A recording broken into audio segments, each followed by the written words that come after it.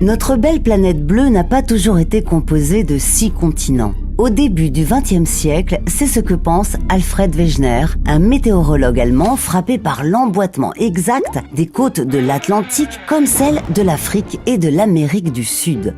En janvier 1912, il propose donc une théorie pour expliquer l'origine des continents et des océans actuels.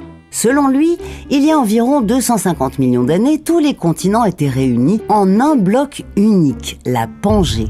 Ce supercontinent se serait ensuite fragmenté en plusieurs morceaux, s'éloignant les uns des autres. C'est ce qu'il appelle la dérive des continents.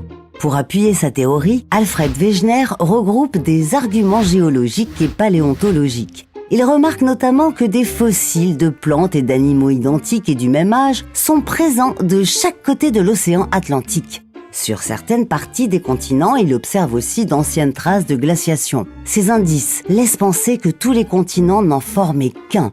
Toutefois, il ne parvient pas à expliquer le mécanisme qui se cache derrière le déplacement des continents. Alfred Wegener a démontré qu'il est possible d'étudier la Terre autrement en combinant les données de plusieurs disciplines scientifiques.